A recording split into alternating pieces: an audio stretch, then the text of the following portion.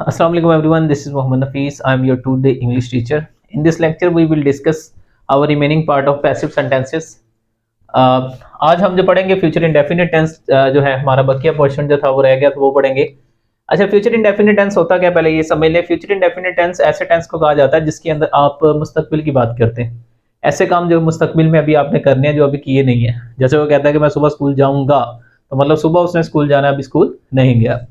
अच्छा, ये जो फ्यूचर इंडेफिनिट टेंस है इनको पैसिव में जब चेंज करना है तो आपको 5 रूल जो है वो फॉलो करने पड़ेंगे।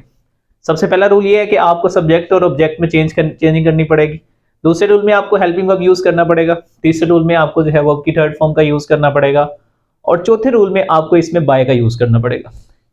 ये चारों रूल मैंने यहाँ पर साइड पे लिख दिए। अब इसमें देख ली हेल्पिंग वर्ब कौन सा यूज किया जाता है। विल शेल के साथ आपने बी का यूज करना है। एक्टिव का यहाँ पर देखें तो एक्टिव में आप विल और शेल यूज करते थे, उसके साथ वर्ब की फर्स्ट फॉर्म का यूज करते थे, लेकिन पैसिव में आपने एक तो वर्ब की थर्ड फॉर्म जो है उसका यूज करना है और साथ में बाय का यूज करना है। ठीक है, यहाँ कुछ जुमले मैंने लिखे हैं, अगर आप इन पे गौर करें तो सबसे पहला जुमला जो है कहता है कि ही विल हेल्प देम। तो इसमें देखिए सबसे पहला जो रूल ये है कि आप सब्जेक्ट को ऑब्जेक्ट में चेंज करेंगे और ऑब्जेक्ट को सब्जेक्ट में चेंज करेंगे। तो ये जब पहला रूल आप फॉलो करें, अब देखिए ये सब्जेक्ट इधर चला गया, इधर आके ये हिम बन गया। ये ऑब्जेक्ट था, ये जब इधर आया तो इधर आके ये देम बन गया हुआ है। ठीक है, दूसरे नंबर पे आपने इसके अंदर हेल्पिंग वर्ब यूज करना है और विल भी इसके अंदर दे के साथ विल यूज करते हैं। अगर आप देखें सिर्फ आई और वी के साथ हम लोग शेल का यूज करते हैं, बाकी सब के साथ हमको विल का यूज करना पड़ता है। अच्छा, they will be help by him. Help second form के बाद आपने जो है वो थर्ड रूल अप्लाई करना है, उसमें आपने थर्ड फॉर्म का ऐड कर दिया। फिर उसके बाद आपने बाय का यूज करना, जो कि यहाँ पे बाय का यूज कर दिया। ठीक है, नेक्स्ट है we shall play hockey.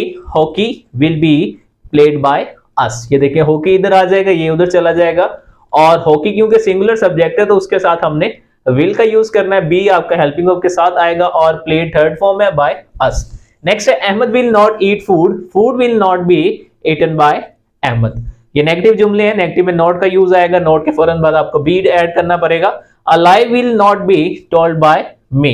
Next है will they beat him. Will he be beaten by them. Next बात कर लेते हैं इंटेरोगेटिव सेंटेंसेस की। इंटेरोगेटिव में विल और शैल आप हेल्पिंग वर्ब से भी कर सकते हैं और डबल फैमिली से भी कर सकते हैं।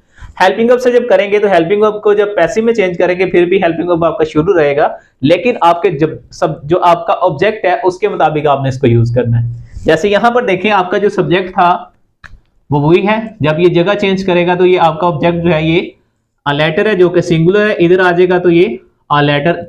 इसके साथ हमको जो है वो क्या यूज करना पड़ा, फिर हमने इसके साथ विल का यूज किया। ठीक है, will a letter be written by us. Where will be offer the prayer. Where will he offer the prayer. Where will the prayer be offered by him. Next बात कर लेते हैं who will read my letter. अब who के साथ थोड़ा सा different है, जहां पर भी हु का यूज आ जाए वहां पर आपने जो है वो आसानी से आपने हु को चेंज करना है बाय हुम में। जब बाय हुम में चेंज करेंगे तो उसके बाद आप फौरन जो है वो विल का यूज करेंगे। बाकी सारे रूल्स जो है वो सेम है जैसे आपने पहले किए हैं। By whom will my letter be read.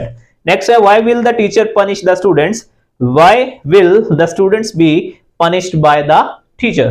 Next है कि हु के साथ कुछ और जुमले मैंने लिखे हैं, जैसे who will ring the bell. By whom will the bell be rung. Who will break the glass? By whom will the glass be broken? Who will open the door? By whom will the door be opened? ठीक है, यहां पर देखें मैंने ये जुमलों के साथ कुछ प्रैक्टिस इनकी करवाई है, कुछ एग्जांपल्स देखी हैं। उसके अलावा मैंने यहाँ पर एक टेबल बनाया हुआ है जिसको प्रोनाउन टेबल बोलते हैं। अच्छा, यहाँ पर मैंने तीनों पर्सन लिखे हैं, फर्स्ट सेकंड और थर्ड पर्सन। फर्स्ट में दो आते हैं आई और वी। आई सिंगुलर के लिए यूज करते हैं, वी जो है वो प्लूरल के लिए यूज करते हैं। इसी तरह से इसका पोजेसिव केस लिखा है जिसमें माई और अवर है और ऑब्जेक्टिव में मी और अस है। सेकंड पर्सन की बात करें तो इसमें यू आता है, you your you. Third person में आपके चार जो है, 4 से 5 जो है आपके ये थर्ड पर्सन है जिसके अंदर ही शी इट दे और वंस भी आता है। ठीक है, ही इसका पोजेसिव हिज है और objective him. She her it its it they their them. ठीक है, ये आज का टॉपिक था। अगर इसमें आपको किसी को किस्म की भी कोई मसला हो, कोई परेशानी हो तो आप कमेंट सेक्शन में मुझसे जो है पूछ सकते हैं। मेरी वीडियो अच्छी लगी हो तो इसको लाइक करिएगा, मेरे चैनल को सब्सक्राइब करिएगा और जितना हो सके अपने दोस्तों के साथ शेयर करिएगा।